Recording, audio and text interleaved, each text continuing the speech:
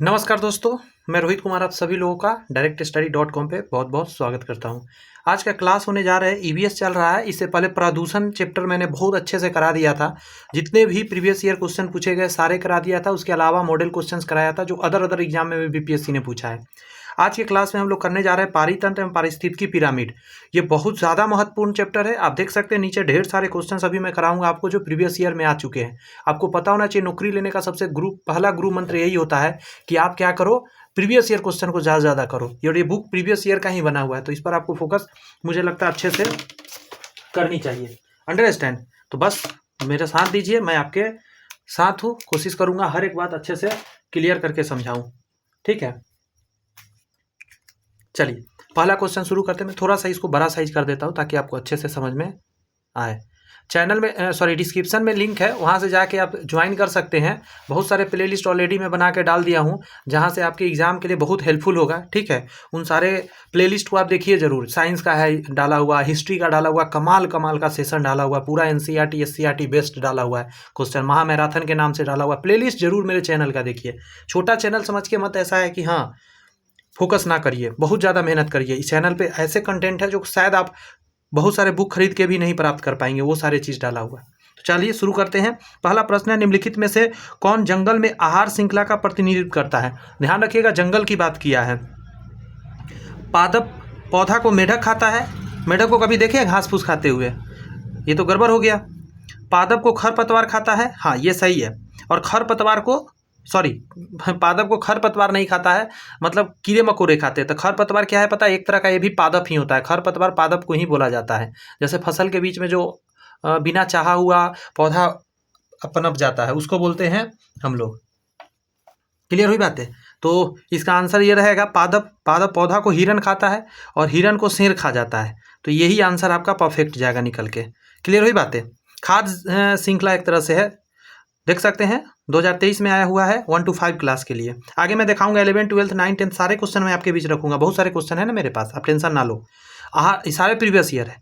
आहार श्रृंखला में शाखित्व श्रृंखला को डैश कहा जाता है। आहार श्रृंखला में शाखा फूटता है, उसको किस नाम से जानते हैं? तो उसको आहार जाल के नाम से जानते हैं। जब कई तरह का आपस में कनेक्ट हो जाए, इसको वो खा रहा है, उसको वो खा रहा है, बहुत सारा हो जाए तो उसको आहार जाल बोलते हैं। आहार श्रृंखला तो सीधा एक लाइन में चला, जैसे ये हुआ कि इसको इसने खाया, इसको इसने खाया, इसको। ये आहार श्रृंखला हुआ, श्रृंखला एक लाइन से चलता है। आहार जाल मतलब बीच में जैसे होता है कि ऐसे समझिए, पादप को हिरन खा रहा है, पादप को यहाँ बना दीजिए गाय। ठीक है, पादप को गाय खाया और गाय को शेर खा लिया, तो ये मिक्स नहीं हो गया। फिर नीचे पादप को बनाइए टिड्डा खाया, टिड्डा को मेढक खाया, मेढक को खिलाइए किसको? सांप को, सांप को खिलाइए बाज को। बात समझे? ऐसे कनेक्शन हुआ। तो ये सब आपस में कनेक्ट होना।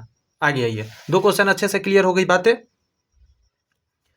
नेक्स्ट कहा जा रहा है आपका 3 नंबर की, हरे पौधे सूर्य के प्रकाश की ऊर्जा का, हरे पौधे सूर्य के प्रकाश की ऊर्जा का डैश ग्रहण करते हैं और उसे खाद्य ऊर्जा में परिवर्तित कर देते हैं। मतलब कितना ग्रहण करते हैं? हरे पौधे सूर्य के प्रकाश की ऊर्जा का कितना यूज करते हैं और खाद्य पदार्थ में परिवर्तित कर देते हैं? तो ये क्वेश्चन आपको पता होना चाहिए। ओनली 1%। कितना आंसर दीजिएगा? ओनली 1%। 1% वो क्या करता है? एब्जॉर्ब कर पाता है और सारे ऊर्जा बर्बाद हो जाते हैं। बात समझ में आ रही है? 90% ऊर्जा जो है वो इधर उधर छितर जाती है, नीचे 10% आते हैं। उस 10% में से 1% यूज करता है और इसने जो ऊर्जा बनाया उसका आगे 1/10 आगे बढ़ाते रहता है। मतलब सिर्फ 10% आगे की तरफ ग्रोथ करता है। इस पे क्वेश्चन ये भी पूछता है कि प्रथम पोषी स्तर जो होता है उसको कितना ऊर्जा मिलता है? तो 10%। और द्वितीय पोषी स्तर को तो 1%, उसके आगे वाला को 0.1%, मतलब 1/10 से गुना होते जाता है। ये प्रश्न कर रहा है, निम्नलिखित में से कौन सा जीव क्लोरोफिल की उपस्थिति में सूर्य के प्रकाश का उपयोग कर अकार्बनिक पदार्थों को कार्बनिक यौगिक में परिवर्तित करता है? क्लियर है बात? जीव है और क्लोरोफिल की उपस्थिति में सूर्य के प्रकाश का उपयोग करके अकार्बनिक पदार्थों को कार्बनिक पदार्थ में बदलता है। तो उसको स्वपोषी के नाम से जानते हैं हम लोग। जितने हरे पौधे हैं स्वपोषी कहलाते हैं। बताओ आप मेरे को, एक सेकंड रुकिएगा। कुछ जीवाणु भी आंसर हो जाएगा। इसका आंसर पता है? ए और सी दोनों होगा। डी आंसर दीजिए आप। कुछ जीवाणु भी है ना, वो भी ये काम करते हैं। बात समझ में आ रही है? ये सब चीज़ पता होना चाहिए, तो मिस्टेक हो जाएगा, ये एग्जाम में गड़बड़ ना हो जाए। कुछ जीवाणु है वो भी क्या करता है? क्लोरोफिल की उपस्थिति में क्या करता है? फोटोसिंथेसिस जैसा प्रोसेस करता है, खाना को अकार्बनिक को कार्बनिक रूप में बदलता है। ये माइंड में थोड़ा सा रखना है आपको। देख रहे हैं क्वेश्चन सारे एग्जाम में आए हुए हैं इस टाइप के रंग बिरंगा क्वेश्चन। प्रत्येक पोषी स्तर पर गैर अपघट्टीय रसायनों के लगातार रासायनिक संचय की प्रक्रिया को जैव आवर्धन के रूप में हम लोग जानते हैं। आपको पता होना चाहिए जैव आवर्धन क्या है। इसमें क्या होता है, जैसे हमने डीडीटी का प्रयोग किया पौधों के ऊपर कि जीवाणु तो मर गए, कीड़े तो मर गए, लेकिन वो डीडीटी धीरे धीरे उस पौधा में चलेगा, पौधा को फिर कोई जानवर खाया, जानवर में गया, जानवर के दूध या मांस का हम लोग यूज किए, हम लोगों में आ गया। तो ऐसे करके ये और हम लोगों में स्टोर होता रहा, दैट इज नॉन एज जैव आवर्धन। जैव आवर्धन को ही कभी कभी जैव संचयन भी बोलते हैं, थोड़ा सा चेंजिंग है लेकिन। आगे आइए, ये तो मुझे लगता है क्लियर हो गया।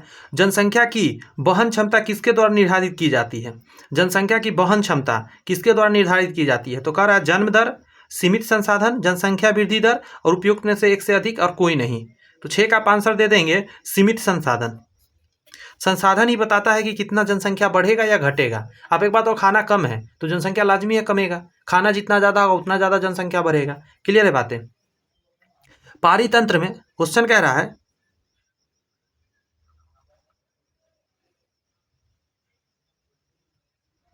कि पारितंत्र में ऊर्जा का प्रवाह डैश होती है। बहुत बहुत अच्छा क्वेश्चन है ये, तो मुझे लगता है आराम से जवाब दे पाइएगा। ऊर्जा, अभी मैं जो पिक्चर बताया था याद कीजिए, पादप को खाया किसी टिड्डे ने, टिड्डे को खाया मेढक ने, मेढक को खाया सांप ने, सांप को खाया बाज ने, मान के बाज को पकड़ मार कर कोई वो खा गया, कोई मार के खाने वाला इंसान खा गया। अब बताओ आप, ये जो सीक्वेंस है एक लाइन में चल रहा है कि 5 लाइन फूट गया, इसमें एक लाइन में एनर्जी जाता है, तो दैट इज नॉन एज एक दिशीय। ये ध्यान रखिए, पारितंत्र का ऊर्जा प्रवाह एक दिशीय होता है, ये याद रखना है आपको। That is known age pyramid, pyramid के रूप में होता है, उल्टा पिरामिड, सीधा पिरामिड, ये सारी बातें धीरे धीरे हम लोग करेंगे। क्लियर हुई यहाँ तक की बातें? सही लग रहा है ना, समझ में आ रही होगी बातें। कह रहा है पारिस्थितिकी तंत्र में ऊर्जा प्रवाह का 10% नियम दिया गया था। ये जो मैंने अभी बताया 10% आगे की तरफ ग्रोथ करता है, ये लिंडमैन द्वारा दिया गया था, ये रटना है आपको। ये लिंडमैन व्यक्ति थे जिन्होंने 10% ऊर्जा प्रवाह का स्रोत दिया था। ठीक है, याद हो गई। आगे बढ़ते हैं। वायुमंडल की किस परत का तापमान सबसे कम होता है? बहुत बहुत अच्छा ये बात दिया है, बात समझ में आ रही है।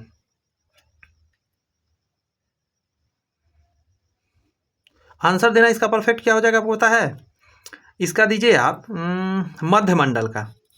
चूक रहा है सबसे कम तापमान बोल रहा है, एकदम लो टेम्परेचर, -85 डिग्री सेल्सियस तकरीबन रहता है, आपको पता है? शायद आप नहीं जानते हो, -85 डिग्री सेल्सियस, और फॉरेनहाइट में इसको क्या कह सकते हैं? -120 डिग्री फॉरेनहाइट,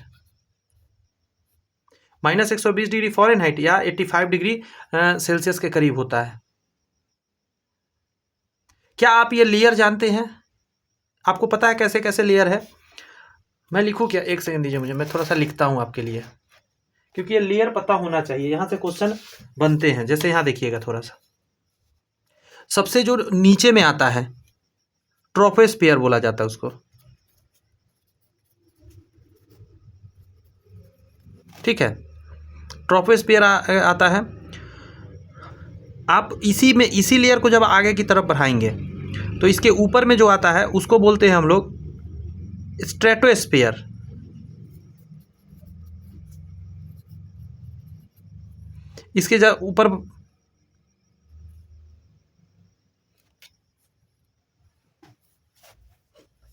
इसके ऊपर अगर आप बढ़ेंगे तो उसके ऊपर आ जाएगा मीसोस्फियर,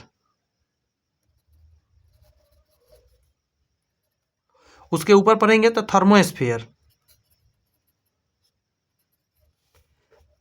1 नंबर, 2 नंबर, 3 नंबर, अब 4 नंबर। एक क्वेश्चन पूछता, ओजोन कहाँ आपको दिखेगा?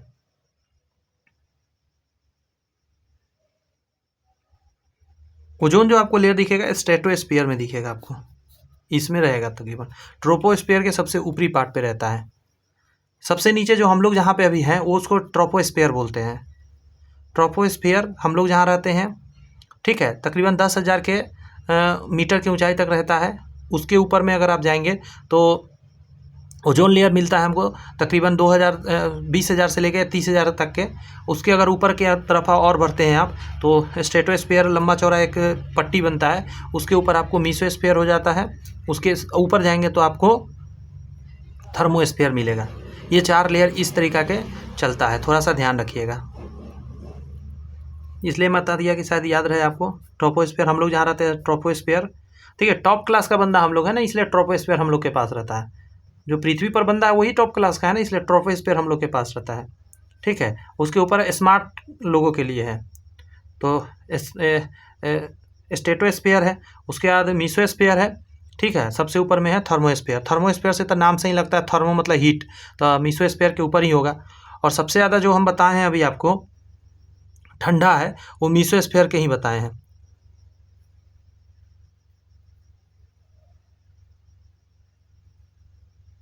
और मीसोस्फीयर से ऊपर जाएंगे तो फिर गर्मी धीरे धीरे स्टार्ट हो जाएगा। माइंड में रहेगी बात? बताओ अब मेरे को।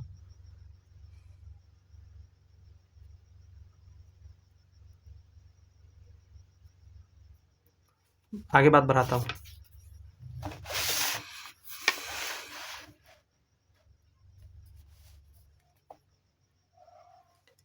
यहाँ पे है क्रमिक पोषी स्तर में विषाक्त पदार्थों की सांद्रता में वृद्धि को कहा जाता है।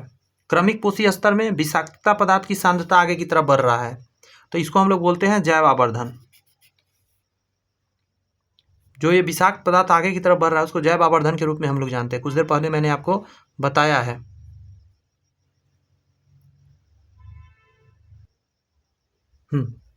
मैंने एक चीज़ आपको नहीं बताया, जैव संचयन क्या है, जैव आवर्धन तो बता दिया। ये दोनों अलग नहीं है, थोड़ा सा अंतर देखिए।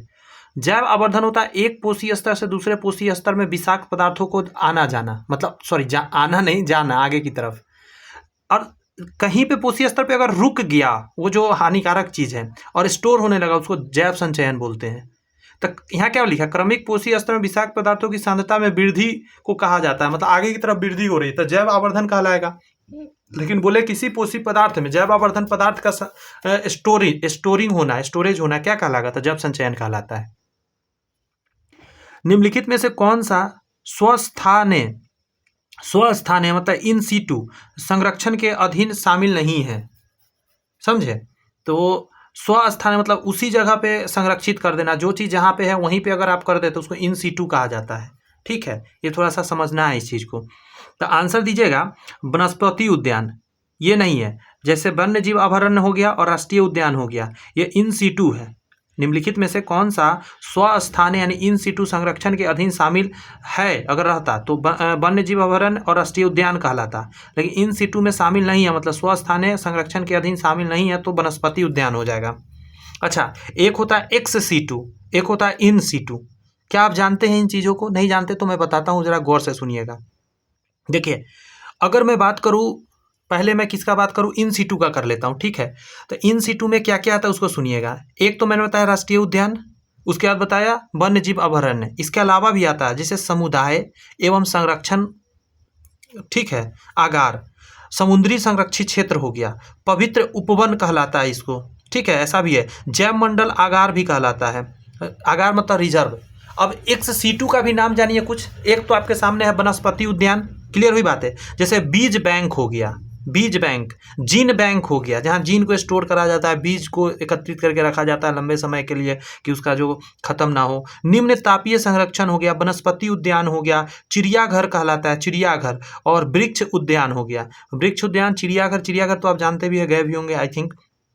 एक सीट है, कहीं से लाकर उसमें डाला जाता है चिड़ियाघर के अंदर। तो इसको थोड़ा सा समझना है, इन चीज़ों को शायद नहीं पता रहता है हम लोग को। वैसे आपको मैं बता दूं एक मस्त बात कि ये जो जितना ऑब्जेक्टिव करा रहा हूँ, इस सारी चीज़ का एक थ्योरी भी लाने वाला हूँ। इससे सारे क्वेश्चन का थ्योरी इसमें नहीं रहेगा इस वीडियो में, क्योंकि बहुत ज़्यादा लंबा वीडियो हो जाएगा। एक आगे वीडियो लाएंगे, उसमें हम इन सारे चैप्टर के पीछे जो थ्योरी दिए रहते हैं, देखिए ये जितना थ्योरी है, सॉरी ये यहाँ नहीं है, ये सारे है ना थ्योरी, ये पूरा थ्योरी भी मैं कवर कराने वाला हूँ ईवीएस का खासकर, क्योंकि ईवीएस इंपॉर्टेंट है। ईवीएस से क्वेश्चन बन रहे हैं, देख रहे हैं। अभी दिखाऊंगा कितना भी क्वेश्चन कर रहे हैं, अभी तक तो 10 ही 12 करे हैं ना। अभी देखते जाओ कितना क्वेश्चन मैं कराता हूँ आपको प्रीवियस ईयर। तो इसलिए थ्योरी इसका मैं कराऊंगा, आप टेंशन ना लो। इसी बुक का थ्योरी करा दूंगा, इसी से रिलेटेड सारे, बहुत इंपॉर्टेंट रहेगा आपके एग्जाम के लिए। तो ये समझ गए। आंसर कहाँ टिक कर देता हूँ, वनस्पति उद्यान हो जाएगा, और इसके बाद चिड़ियाघर भी रहता तो वही हो जाता। आगे आइए, यहाँ प्रश्न कर रहा है कि पारिस्थितिकी तंत्र में वाई आकार का ऊर्जा प्रवाह मॉडल किसके द्वारा दिया गया था। वाई आकार का बात कर रहा है, तो आप आंसर देंगे इसका ओडम। किसके द्वारा दिया गया था? ओडम ने दिया था। वाई आकार का जो है संरचना के बारे में बताया था। पारिस्थितिकी तंत्र का वाई आकार ऊर्जा प्रवाह क्या चीज़ का है, बात किया इन्होंने, ऊर्जा प्रवाह मॉडल वाई आकार का। एक पोषी स्तर से दूसरे पोषी स्तर में कितनी ऊर्जा अवशोषित होती है? एक पोषी स्तर से दूसरे पोषी स्तर में कितनी ऊर्जा अवशोषित होती है? तो आंसर आप इसका देंगे 10%, जो कि मैं कुछ देर पहले भी आपसे चर्चा करा था। एक और क्वेश्चन है, यहाँ देखिएगा कि बैक्टीरियोफेज के लाइटिक चक्र में मेजबान डीएनए, अब देखिए यहाँ पे जरा 1 to 5 का था, ये थोड़ा सा टफ लगा ना सुन के क्वेश्चन, तो ये कहाँ का क्वेश्चन है? 11th-12th का क्वेश्चन है, बट ये ईवीएस का है, कहीं भी आएगा भाई, ये मत सोचना 11th-12th था 9th-10th ये सब चीज़ भूल जाइए आप, बस पढ़ना स्टार्ट करिए, सारे कहीं से पूछ सकता है कहीं उठाकर। बैक्टीरियोफेज के लाइटिक चक्र में मेजबान डीएनए, तो आंसर आप देंगे, आंसर बी हो जाएगा, इसके न्यूक्लियोटाइडों में पच जाता है। जो बैक्टीरियोफेज होता है उसके न्यूक्लियोटाइड में पच जाता है। नेक्स्ट है कि मरुस्थलीय पारिस्थितिकी तंत्र की क्या विशेषता है? मरुस्थलीय पारिस्थितिकी थोड़ा सा पढ़ेंगे, आंसर आप खुद दे लेंगे। कह रहा है ये पेड़ों की बहुतायत, बताइए ये पेड़ों की बहुतायत कभी हो सकता है क्या? और जैविक रूप में एकीकृत समुदाय मिलकर बनता है? कभी नहीं हो सकता। पेड़ बहुत कहाँ रहता है कि परिस्थिति तल में, तो गर्मी बहुत है वहाँ। इसमें घास और अन्य शाकाहारी गैर काष्ठीय पौधे का प्रभुत्व होता है? नहीं भाई, पौधा का ऑलरेडी कम होता है। देखिए यहाँ पे अत्यधिक उच्च एवं निम्न तापमान, अब ये क्या है मतलब, तो दिन के समय में हाई टेम्परेचर, रात के समय एकदम हैवी ठंडा नीचे चला जाता है, कम वर्षा होता है और दुर्लभ या कई वनस्पति नहीं होते हैं वहां पे। C is the correct answer. 11th-12th में पूछा है। अब पता है आंसर बच्चा क्या मारा होगा, उसको पता था कि ये आंसर देना, बच्चा इस पे जाकर ठोक मारेगा। उसको लगा कि नहीं ऐसा तो नहीं पूरा खाली खाली होता होगा रेगिस्तान, कुछ तो होता होगा, मार देगा इसको जाकर, लेकिन ऐसा नहीं है, वहाँ ये चीज़ परफेक्ट है। देखिए 11th-12th में पूछा गया है, तो भारी हल्का के पीछे नहीं रहना, सारे क्वेश्चन का प्रैक्टिस हम लोग करेंगे। यहाँ पे कह रहा है एडेनोहाइपोसिस हाइफिसिस से कौन सा हार्मोन शुक्रजनक नलिकाओं के कार्य को नियंत्रित करता है? तो आंसर क्या हो जाएगा आपका? Luteinizing hormone, LH। क्लियर है बातें?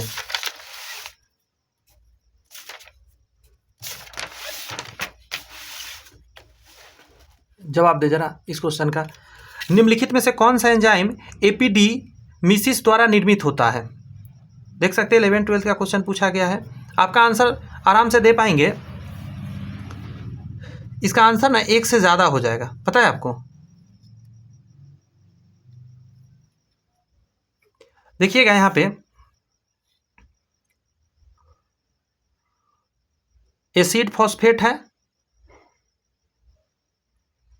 तटस्थ अल्फा ग्लूकोसिडेस है एवं एल कार्टिनाइट है।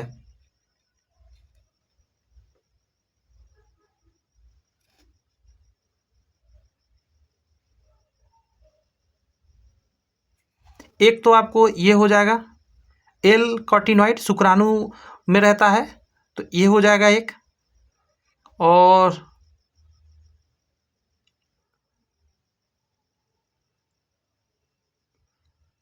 एसिड फॉस्फेट भी हो जाएगा। ठीक है, फॉस्फोरिक क्या बोलते हैं उसको, फॉस्फोरिक एसिड निकलता है, ये भी हो सकता है,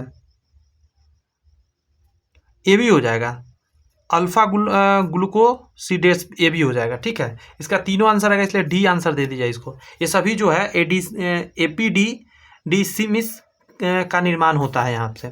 आगे कह रहा है जीवाश्म के आधार पर मानव का उत्पत्ति केंद्र है। जीवाश्मों के आधार पर मानव का उत्पत्ति केंद्र है, आप आंसर देंगे इसका अफ्रीका की रिफ्ट घाटी, रिफ्ट वैली बोला जाता है। परफेक्ट है। जीवाश्म के आधार पर मानव कहाँ से उत्पादित मतलब जन्म लिया है, तो अमेरिका की रिफ्ट घाटी से। मध्य एशिया जेरूसलम नहीं होगा। दो समुदायों के मध्य सांस्कृतिक संपर्क कहलाते हैं, इसको हम लोग बोलते हैं एकल्चरेशन। पढ़ लीजिए जरा, मैं थोड़ा सा गलत आई थिंक पढ़ दिया हूँ, एकल्चरेशन। ठीक है, ये क्या कहलाता है? दो समुदायों के मध्य सांस्कृतिक संपर्क को बोलते हैं।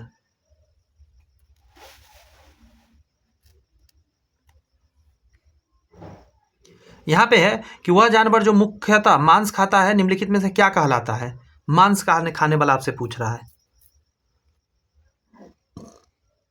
जवाब दे लिए होंगे। उसको कार्निवोरस बोलते हैं। ओमनिवोर दोनों चीज खाता है, हर्बीवोर खाली साग सब्जी खाता है। भूमि फलनी फल है। भूमि फलनी फल क्या बात है, भूमि में होने वाला फल, फलने वाला फल पूछ रहा है। आंसर दीजिए मूंगफली। मूंगफली एक कास्ट के अंदर पैक रहता है जो जमीन के अंदर होता है। सलाल जल विद्युत उत्पादन केंद्र भारत के किस राज्य में स्थित है, बताइए। कहाँ से कहाँ ले गया क्वेश्चन को। तो आंसर क्या दीजिएगा, स्टेट में पूछा हुआ है, कश्मीर में है ये। सलाल जल विद्युत केंद्र जो है कश्मीर में है। क्लियर हुई बातें इतनी। ये बीपीएससी ने अलग अलग एग्जाम्स में जो क्वेश्चन पूछे गए हैं वो सारे क्वेश्चन का कलेक्शन यहाँ पे दिया गया है। अब आप कहेंगे यहाँ लिखा नहीं है, आप कैसे जान रहे हैं, तो मैं बता दूं, जहाँ से बुक प्रिंट हुआ है पटना से हुआ है और वहाँ से मेरा डायरेक्ट बात हुआ है, तो ये सारे बुक जो क्वेश्चन में सिलेक्ट है वो बीपीएससी के अलग अलग एग्जाम में दिए गए हैं। और मैं पढ़ाते रहता हूँ तो मुझे और भी आइडिया है कि हाँ ये सारे क्वेश्चन अलग एग्जाम में पूछे गए हैं। तो आप भी जाके सर्च करके देख सकते हैं, ये सारे क्वेश्चन बीपीएससी ने बहुत सारे एग्जाम लेते रहते हैं, उसमें ये पूछे गए हैं। टेंशन लेने की बात एकदम नहीं है।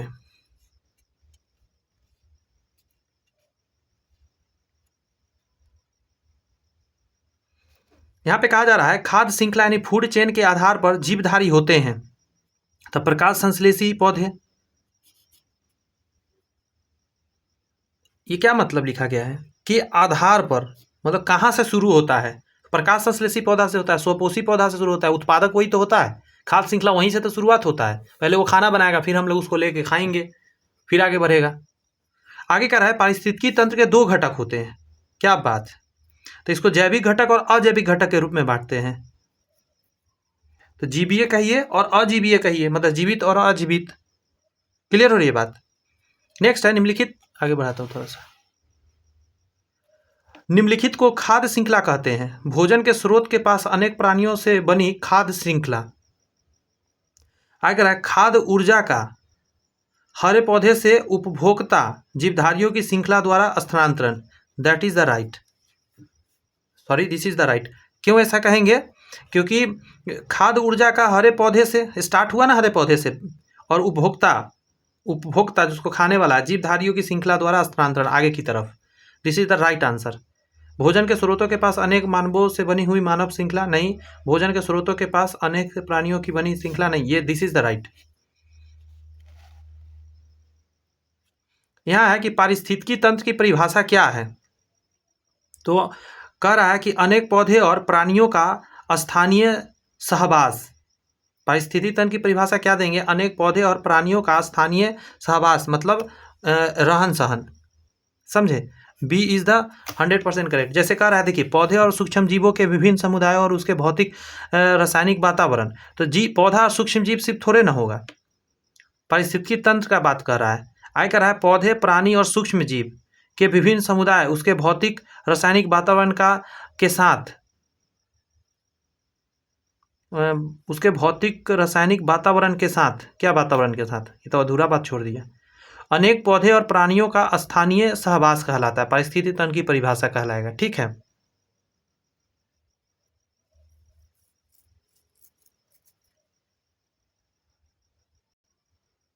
थोड़ा सा ध्यान दीजिएगा, मैंने थोड़ा सा इस पे मेहनत करा है। देखिए आयोग ने आंसर दे रखा है इसका बी, सेम ऑप्शन था, आंसर बी दे रखा है, बट इसका अगर परफेक्ट आंसर अगर आप देखने जाएंगे, क्योंकि मैंने जैसे ही आपको बताया ये आंसर, तो मुझे थोड़ा सा शक हुआ कि क्या आंसर सी नहीं हो सकता। इससे ज़्यादा फार बेटर मुझे सी लग रहा है, बात समझ में आ रही है। तो सी आंसर ज़्यादा बेटर है, क्योंकि इसमें सबकी बात कर रहा है, पौधा, प्राणी और सूक्ष्म जीव, और पारिस्थितिकी तंत्र ऐसा ही बात करता है, सबू का समुदाय और उसके भौतिक रासायनिक वातावरण के साथ संयोग होता है।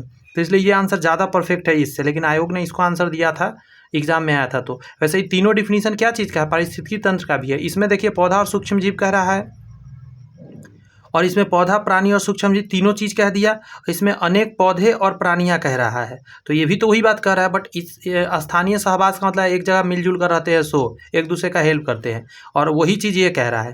तो इसमें ये ज़्यादा परफेक्ट है, इस ऑप्शन में अगर देखा जाए ये पॉइंट ज़्यादा एक दूसरे का हेल्प करने वाला ज़्यादा परफेक्ट लग रहा है। बट इसमें अगर कह रहा है तो भौतिक और रासायनिक वातावरण के साथ सहयोग, ठीक है। तो ये मुझे लगता है कि बी भी आंसर सही हो सकता है, बट इसमें ये सब देकर मुझे लगता है ज़्यादा आंसर फार बेटर कर रहा है। बात समझ में आ रही है? तो मुझे नहीं लगता कि हमेशा ऐसे एग्जाम में इतना मतलब क्लोज देगा, थोड़ा सा रहता है डिस्टेंस, मतलब अलग अलग ऑप्शन फिल हो जाता है कि ये नहीं हो सकता, ये नहीं हो सकता। आयोग का ही आंसर है, बट मुझे लगता है ये ज़्यादा परफेक्ट आंसर होना चाहिए। वैसे आप इस 4 का कमेंट्स मुझे ज़रूर बताएंगे, आप क्या सोचते हैं, आपके हिसाब से क्या ज़्यादा बेहतर है इन तीनों ऑप्शन में? पहला तो नहीं है, इन दोनों में से कौन है आपके हिसाब से, बताइए मुझे।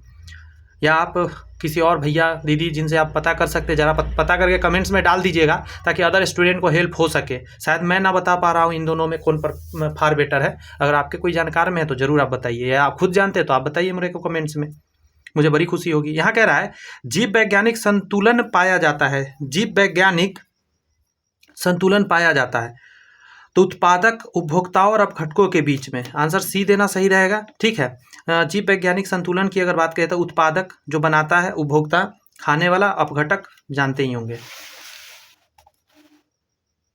नेक्स्ट है पारिस्थितिकी तंत्र के तत्वों के चक्रण को क्या कहते हैं? पारिस्थितिकी तंत्र के तत्वों के चक्रण को क्या कहते हैं? तो आपका आंसर निकल के आ जाएगा जीवीय भू रासायनिक चक्र। क्या बोलते हैं? पारिस्थितिकी तंत्र के तत्वों के चक्रण को जीवीय भू रासायनिक चक्र के अंतर्गत हम जानते हैं।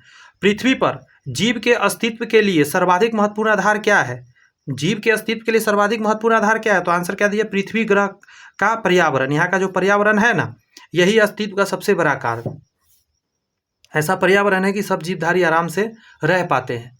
नेक्स्ट क्वेश्चन आपके सामने है कि भूतापीय ऊर्जा जियोथर्मल एनर्जी किस प्रकार का संसाधन है? पृथ्वी के अंदर जो ताप है, गर्मी है, उसकी बात करें, भू तापीय ऊर्जा। 8 का आंसर दीजिएगा पारंपरिक, नवीनीकृत यानी कन्वेंशनल और रिन्यूएबल है। ठीक है, इसको आप बार बार प्राप्त कर सकते हैं, और पारंपरिक है।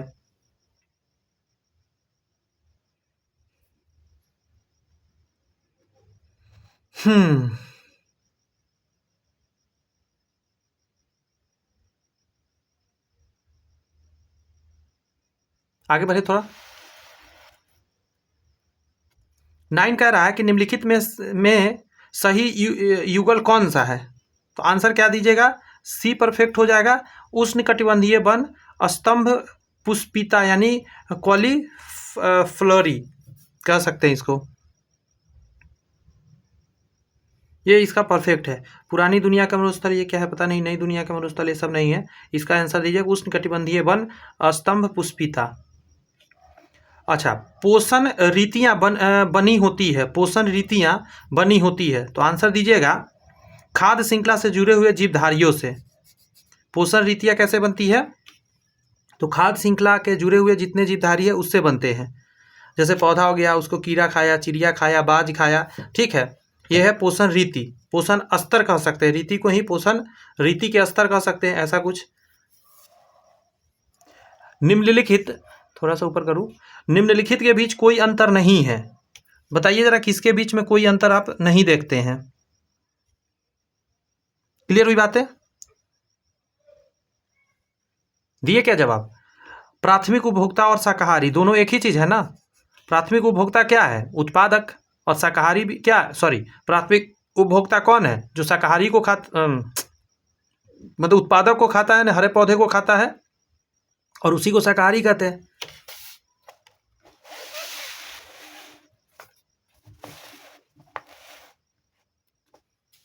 जी, किसी स्वच्छ जलीय यानी फ्रेश वाटर पारिस्थितिकी तंत्र में वह कौन सा क्षेत्र है जहां प्रभावी प्रकाश पहुंच पाता है? तो 12 का आप आंसर दे देंगे उपतटीय क्षेत्र यानी सबली टोटरल जोन, उपतटीय क्षेत्र। क्लियर है बात? आगे है समुद्री पारिस्थितिकी तंत्र में कौन कितनी गहराई तक पाए जाते हैं? तो 13 का जवाब दीजिएगा 200 मीटर। ठीक है, ये सब पता होना चाहिए। 200 मीटर तक समुद्री पारिस्थितिकी तंत्र में पौधे कितनी गहराई तक पाए जाते हैं? तो 200 मीटर तक। और ध्यान रखिएगा, बात हो रही है पौधा का, और 200 मीटर अंदर तक पौधा रहते हैं। 12 का जवाब आपने सीख लिया, मैं टिक कर दूं जरा। उपतटीय चीज, इसको सबलिटरी जोन बोलते हैं। किसी स्वच्छ जलीय फ्रेश वाटर पारिस्थितिकी तंत्र में वह कौन सा क्षेत्र है जहां प्रभावी प्रकाश पहुंच पाते हैं? तो उसको बोलते हैं उपतटीय क्षेत्र। नेक्स्ट है समुद्री पारिस्थितिकी तंत्र में पौधे कितनी गहराई तक पाए जाते हैं? तो 200 मीटर तक। नेक्स्ट क्वेश्चन आपके स्क्रीन पर आ चुके हैं। किसी भी खाद्य श्रृंखला में हरा पौधा प्रथम कड़ी है, क्योंकि केवल इन्हीं में वातावरण के CO2 को सूर्य प्रकाश की उपस्थिति में स्थिर करने की क्षमता होती है। ऑप्शन के हिसाब से तो यही परफेक्ट है। हरितहीन पौधे मतलब हरा जो नहीं है, हरे पौधे जैसे ही महत्वपूर्ण होते हैं क्योंकि वह मानवों में रोग उत्पन्न करते हैं, अनेक उद्योगों में उपयोग होते हैं, मृत प्राणी और पौधे में रोग उत्पन्न करते हैं। बताइए जरा कितना, एक मिनट रुक जाइएगा। हरितहीन पौधे,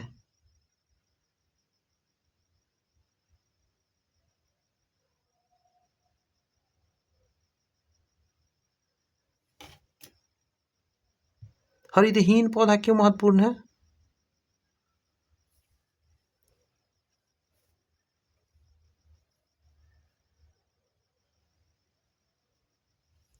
ऑप्शन कुछ गड़बड़ लग रहा है। हरितहीन पौधे हरे पौधे जैसे ही महत्वपूर्ण होते हैं क्योंकि वह मानवों में रोग उत्पन्न करते हैं।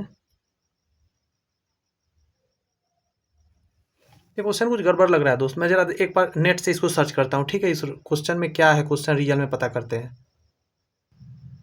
देखिए मैंने इस क्वेश्चन के बारे में थोड़ा एनालिसिस करा। देखिए कैसे आखिर क्वेश्चन पूछा जाता है, बताइए। ये क्वेश्चन परफेक्ट है, आपको पता है ये क्वेश्चन सही है।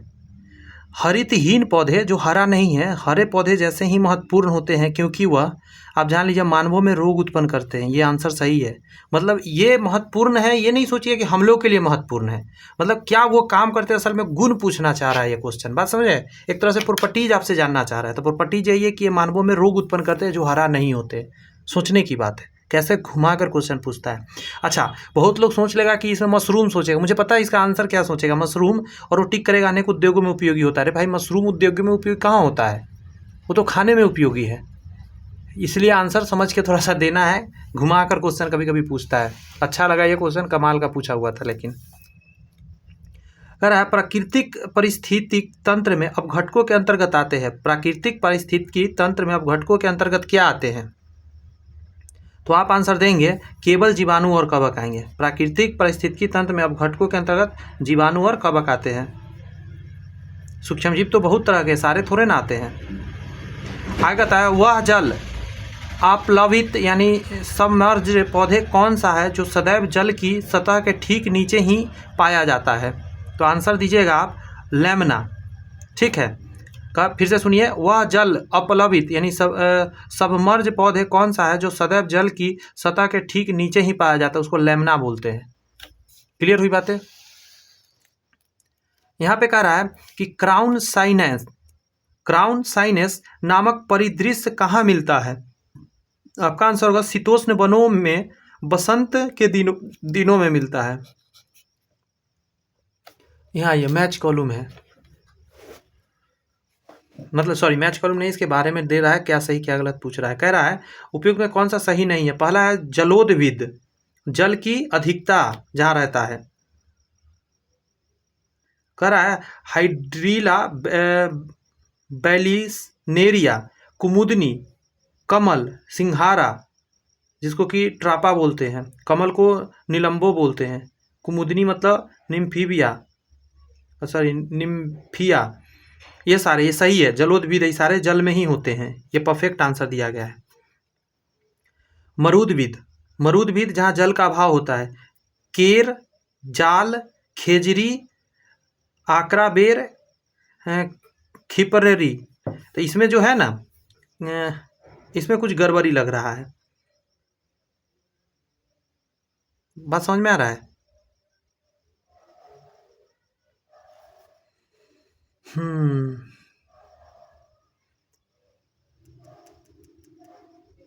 केर कह रहा है, जाल कह रहा है, खेजरी कह रहा है, आकरा बेर कह रहा है, खिप ररी कह रहा है। यही आंसर दीजिए बी, समझे? इसमें कुछ गड़बड़ है। कुछ ऐसे पौधे हैं जो, जैसे खेजरी, ये मरुस्थल का पौधा नहीं है, ठीक है? इसीलिए इसका आंसर देना परफेक्ट नहीं रहेगा। यहाँ कह रहा है लवन मृदोद्भिद, लवन समझ रहे हैं, जो मतलब नमक वाला पानी में रहता है। तो इसका आंसर हो जाएगा आपका सुएज फ्रिटी कोसा, साल 16 फाइस्टिटिडा, ये सही है। मतलब इसको मैं काट दे रहा हूँ, आंसर ये हो जाएगा, इसको काट दे रहा हूँ, मतलब आंसर इसलिए ये होगा क्योंकि ये गलत है, ये दोनों सही दिया गया है। थोड़ा सा ऐसे क्वेश्चन थोड़ा टफ होते हैं, लेकिन देखिए प्रैक्टिस में रहेगा तो शायद बन जाए एग्जाम में। पारिस्थितिकी तंत्र इकोसिस्टम में एक टिकाऊ जैव समूह कहलाता है, इसको बोलते हैं इकोटोन। क्या नाम है इसको? इकोटोन के नाम से जानते हैं, ठीक है। ऊर्जा के प्रवाह का सही क्रम क्या है? ऊर्जा के प्रवाह का सही क्रम क्या है? तो आप जवाब देंगे, ऑप्शन में देखा जाए, प्राथमिक उत्पादक हरे पौधे होते हैं तो सही है। उसका शाकाहारी प्राथमिक उपभोक्ता होता है, भी सही है। भेड़, बकरी, हिरण, खरगोश इसमें आता है। द्वितीयक उपभोक्ता मांसाहारी और बाज और शेर है, ये भी सही है। फिर से सुनते हैं, प्राथमिक उत्पादक हरे पौधे हैं, उसके बाद शाकाहारी जो प्राथमिक उपभोक्ता होते हैं। भेड़ नहीं होता है, भेड़ होता है, भेड़िया, भेड़ और भेड़िया में अंतर है ना। बकरी, हिरण, खरगोश, अब भेड़ कंफ्यूज कर रहा है मेरे को। द्वितीयक, अच्छा आगे पढ़ते हैं। द्वितीयक उपभोक्ता में मांसाहारी गिद्ध, बाज और शेर, ये तो ठीक है। अच्छा बी पढ़ते हैं, हरे पौधे को बकरी खाएगा, ठीक है, या हिरण खाएगा? हिरण को सांप खाएगा? नहीं, ये गड़बड़ सरबर है। हरे पौधे खरगोश, मोर, लोमड़ी, बाज। मोर क्या है? मैं तो मोर के बारे में जानता ही नहीं हूँ। मोर शाकाहारी या मांसाहारी है? कमाल का क्वेश्चन नहीं लग रहा है?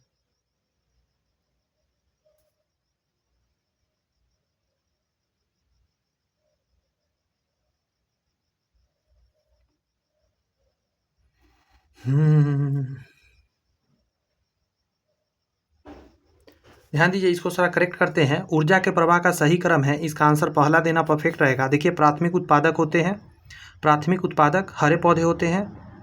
शाकाहारी जो होता है प्राथमिक उपभोक्ता के अंतर्गत आता है, और इसमें आता है भेड़, बकरी, हिरण, खरगोश, ये सारे शाकाहारी है, पौधों को खाते हैं। द्वितीयक उपभोक्ता में आते हैं मांसाहारी, और ये जितने ये सारे शाकाहारी को खाते हैं, जैसे गिद्ध, बाज और शेर हो गया। क्लियर है? तो ये पहला आंसर हो गया। नेक्स्ट है, हरे पौधे उसको बकरी खाएगा, यहाँ तक सही है, बकरी और हिरण खाएगा।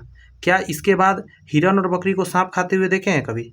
सांप है मांसाहारी, बट इसको तो नहीं खाएगा। फिर है सांप को मोर खाता है, ये सही है। मोर को लोमड़ी, लोमड़ी को कुत्ता, कुत्ता को शेर, ये गड़बड़ हो रहा है। नेक्स्ट है, हरे पौधे को खरगोश, यहाँ तक सही है। मोर शाकाहारी है, ठीक है, यही कंफ्यूज मेरे को कर रहा था, मैंने इसको देख लिया है। मोर क्या है? ये शाकाहारी है, तो फिर यहाँ गड़बड़ हो गया। पहला इज द बेस्ट आंसर।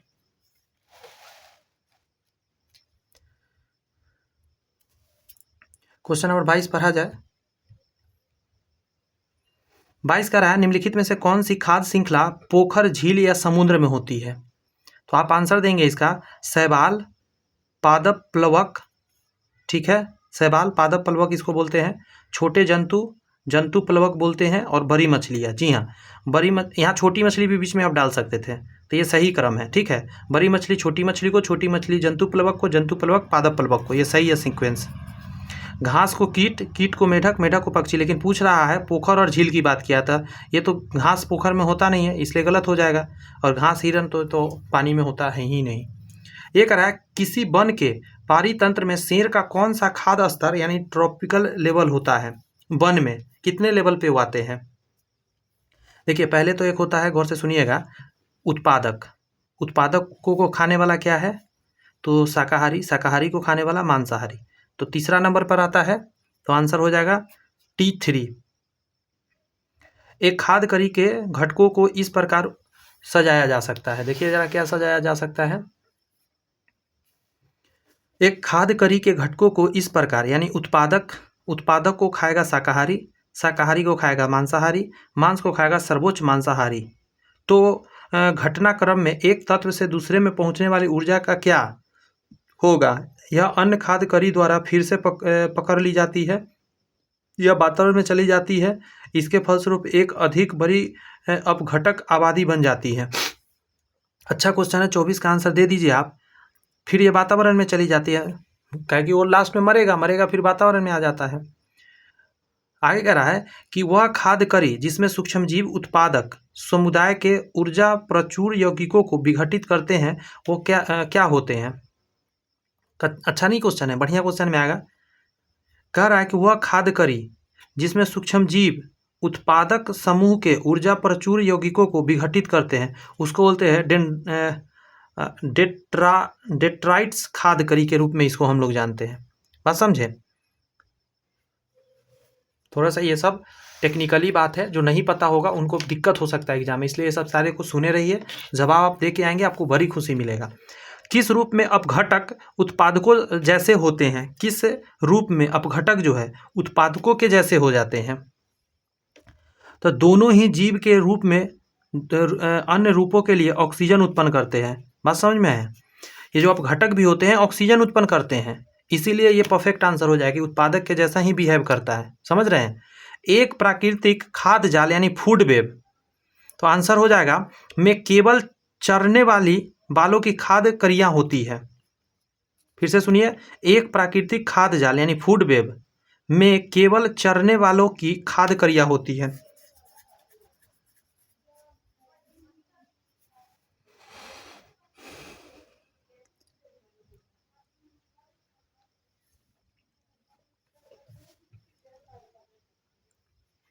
और भी ऑप्शन पढ़ते हैं जरा। में अनेक खाद्य स्तर होते हैं, प्राय अस्थिर होते हैं,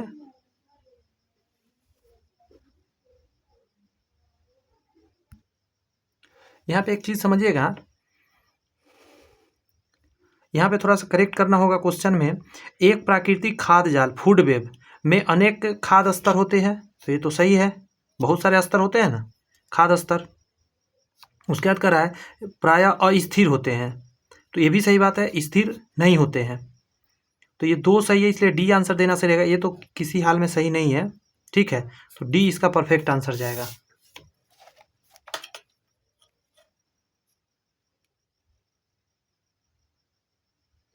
यहाँ कह रहा है कि खाद्य करीनी फूड चेन में निम्न में से कौन सा क्रम सही है। पहला है गिरी हुई पत्तियाँ जीवाणु खा जाएगा, जीवाणु को कीटों के डिंभक खाएंगे, उसके बाद पक्षी खाएगा। इसको आइए फाइटो प्लॉक्टोन को जुलवाक्टोन और मछली, घास, लोमड़ी, सशक। ये ऑप्शन तो बहुत खतरनाक बनाया है ना। समझना पड़ेगा थोड़ा सा, थोड़ा दीजिए मुझे, समझने की कोशिश करते हैं।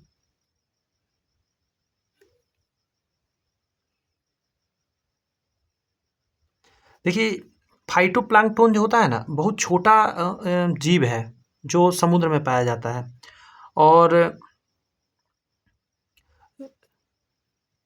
ये जो जुप्टा मतलब जुप्लाक्टोन है, ये इससे थोड़ा सा बड़ा साइज का होता है। क्या इसको मछली खाता है?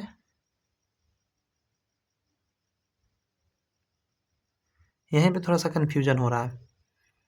घास को लोमड़ी, लोमड़ी को सशक,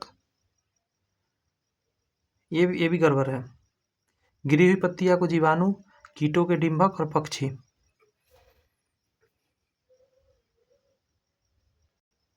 इसका भी मैंने परफेक्ट आंसर निकालने की कोशिश करा है। देखिए सशाक का मतलब खरगोश होता है, मेरे को ये पता नहीं था, मुझे नेट का हेल्प लेना पड़ा सशक के बारे में। इसको खरगोश को कहते, तो ये तो गलत हो गया सीक्वेंस। गिरी हुई पत्तियां जीवाणु, कीट के जो लार्वा होता है वो तो जीवाणु को खाएगा नहीं, और पक्षी, तो ये गलत फिर हो गया।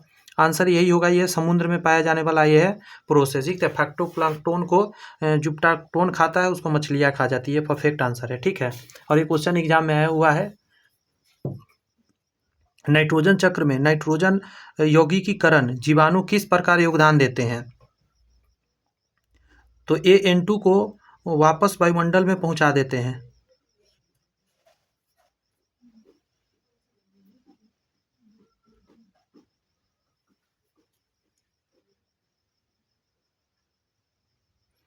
अभी तो मुझे परेशान कर रहा है क्वेश्चन सब, बार बार मिस्टेक होने की वजह से। देखिए ज़रा, ये क्वेश्चन में भी थोड़ा सा करेक्शन करना होगा। नाइट्रोजन चक्र में नाइट्रोजन यौगिकीकरण जीवाणु किस प्रकार योगदान देते हैं।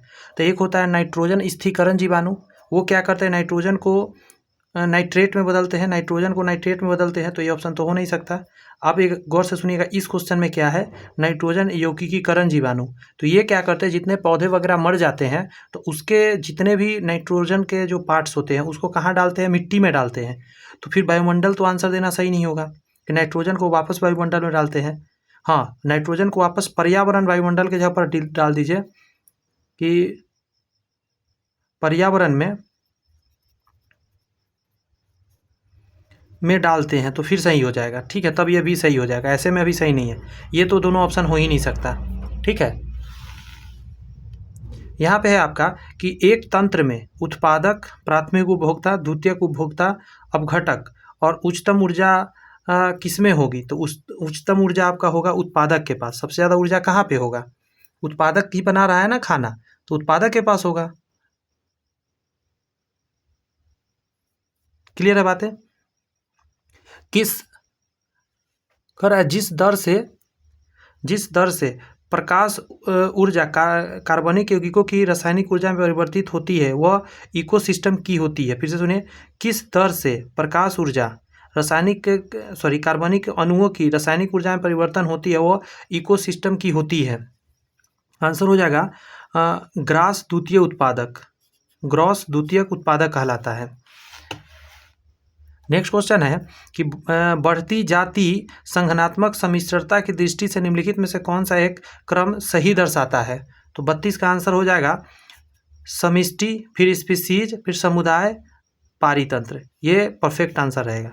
पारिस्थितिकी तंत्र के निर्जीव भाग को हम लोग क्या कहते हैं, तो उसको बोलते हैं स्टैंडिंग क्रॉप कहते हैं, स्टैंडिंग क्रॉप।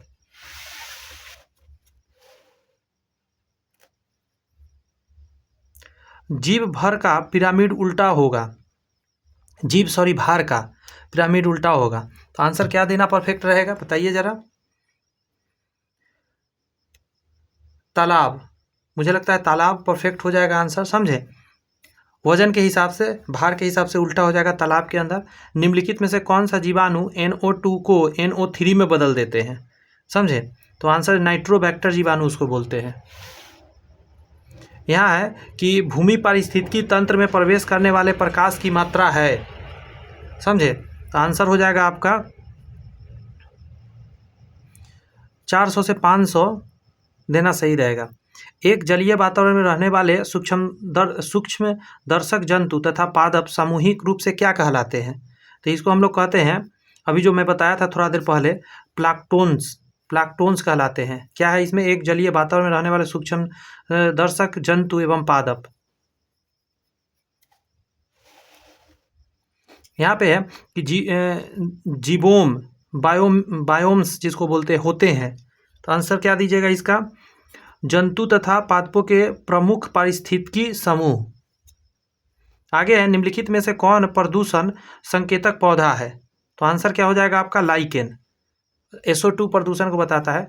जैव विविधता का सबसे महत्वपूर्ण पहलू है, तो आंसर आपका क्या देना सही रहेगा, पारिस्थितिकी तंत्र का निर्वाह, पारिस्थितिकी तंत्र का निर्वहन मतलब। तो यहाँ पे आपका 40 क्वेश्चन कराया गया। एक आध 2 क्वेश्चन 3 क्वेश्चन थोड़ा सा मिस प्रिंट था, कुछ गड़बड़ी था, उसको मैंने कोशिश किया कि सही कर दे।